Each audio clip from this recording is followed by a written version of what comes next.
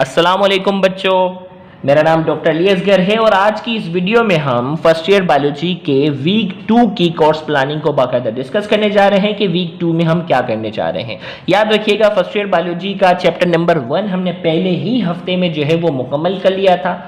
पहला हफ्ता था, इसीलिए हमने आपको जो टारगेट रखा था वो हमने थोड़ा कम रखा था। अब जो है क्योंकि हमें 4 महीनों के अंदर कोर्स मुकम्मल करना है, तो इस वीक का जो आपको टारगेट प्रोवाइड किया जा रहा है, इसमें हमारा टारगेट है चैप्टर नंबर 2 जिसका नाम है बायोलॉजिकल मॉलिक्यूल्स। बायोलॉजिकल मॉलिक्यूल्स का बाकायदा इस चैप्टर में इस वीक में हम बाकायदा आगाज करेंगे।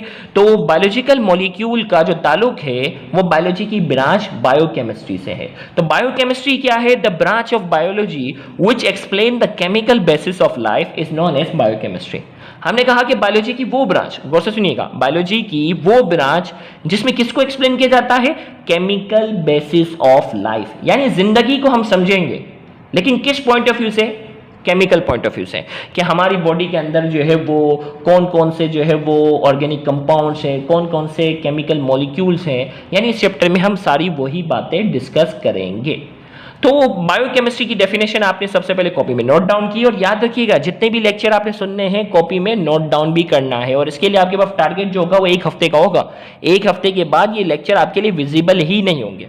याद रहे, ये स्ट्रिक्टनेस आप लोगों के फायदे के लिए। अगर ये लेक्चर हर वक्त विजिबल होंगे तो आप इसको संभाल के रख लेंगे और फिर आप देखेंगे नहीं।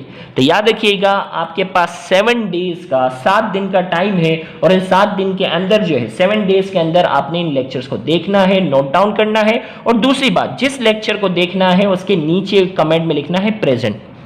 जिस लेक्चर को देखना है उसके नीचे कमेंट में क्या लिखना है?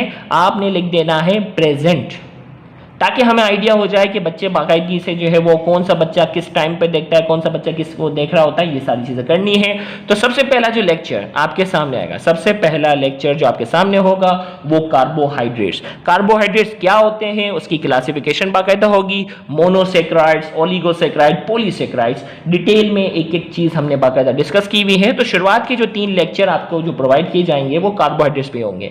पहला जो लेक्चर होगा उसमें कार्बोहाइड्रेट्स और मोनोसेक्राइड की एक्सप्लेनेशन होगी, फिर अगले में जो है वो ओलिगोसेक्राइड्स और पॉलीसेक्राइड्स की एक्सप्लेनेशन होगी।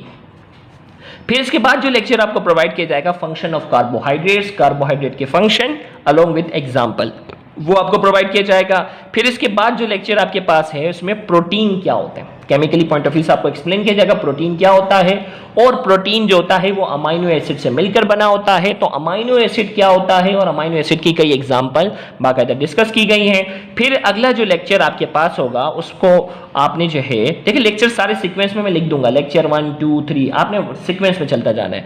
फिर इसके बाद जो अगला लेक्चर होगा उसमें स्ट्रक्चर ऑफ प्रोटीन, प्रोटीन का प्राइमरी स्ट्रक्चर क्या होता है, सेकेंडरी स्ट्रक्चर क्या होता है, टर्शियरी स्ट्रक्चर क्या होता है, ये सारी चीजें होंगी। फिर नेक्स्ट लेक्चर में आपको फंक्शन ऑफ प्रोटीन, प्रोटीन के फंक्शन बाकायदा आपको एक्सप्लेन किए जाएंगे। फिर नेक्स्ट लेक्चर में आपको जो है वो लिपिड्स, लिपिड्स क्या होते हैं और इसकी क्लासिफिकेशन, याद रखिएगा लिपिड एक बड़ा टॉपिक है, उसकी क्लासिफिकेशन में टर्पिनॉइड्स क्या होते हैं, ट्राइएसाइल ग्लाइसोल क्या होता है, फॉस्फोलिपिड क्या होता है, एक एक लेक्चर को आपने अच्छे से देखना है और कॉपी में नोट डाउन करना है। लेकिन टारगेट थोड़ा ज्यादा है, लेकिन आप हिम्मत करेंगे, डेली अगर आप 1-1 घंटा भी निकाल लेना तो 1 हफ्ते में आप इंशाल्लाह समझकर कॉपी में लिख भी लेंगे। और लिखना इसलिए मकसद है कि फिर 1 हफ्ते के बाद अगर ये लिंक वैलिड ना हुए तो आपको क्या करना है, कॉपी में सारा काम लिखा होगा और अपनी कॉपी से आप रिवाइज करेंगे। फिर जो है वो अगला है लेक्चर न्यूक्लिक एसिड पर और टाइप्स ऑफ न्यूक्लियोटाइड।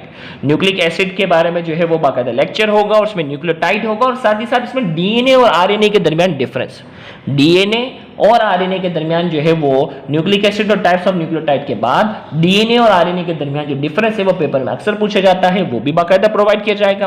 फिर जो सेकंड लास्ट लेक्चर जो होगा इस वीक का वो कॉन्जुगेटेड मॉलिक्यूल्स क्या होते हैं और इसके टाइप्स, छोटा सा लेक्चर है। और आखिरी लेक्चर जो चैप्टर 2 का आपके पास होगा इस वीक में वो है इंपॉर्टेंस ऑफ वाटर, पानी की अहमियत के बारे में बाकायदा जो है वो पूरा लेक्चर होगा, आपने अच्छे से देखना है। तो ये वीक आपके लिए जो है वो थोड़ा सा मेहनत वाला है, मेहनत करनी है बच्चों आपने, लेकिन आप 1 घंटा भी अगर निकाल लेते ना डेली बेसिस पर लेक्चर सुनकर, आप समझकर लिखते जाओगे तो भी काफी है। 1 हफ्ते के अंदर आप इस तमाम टॉपिक्स को अच्छे से कवर कर लेंगे। उम्मीद है कि अगले वीक के आगाज में। याद रखना इसमें 2 टॉपिक और है ना जो मैं एंड में हमेशा करवाता हूँ, जिसमें होता है ना RNA as a carrier of molecule और दूसरा है DNA is a heredity material.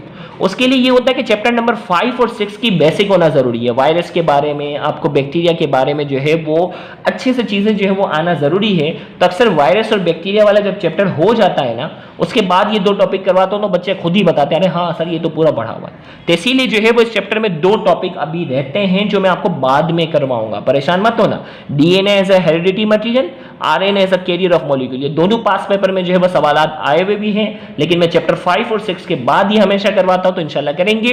तो इस वीक आप ये टारगेट जो है वो अच्छे से मुकम्मल करके कॉपी में नोट डाउन करके रखना है। Thank you very much, Allah Hafiz.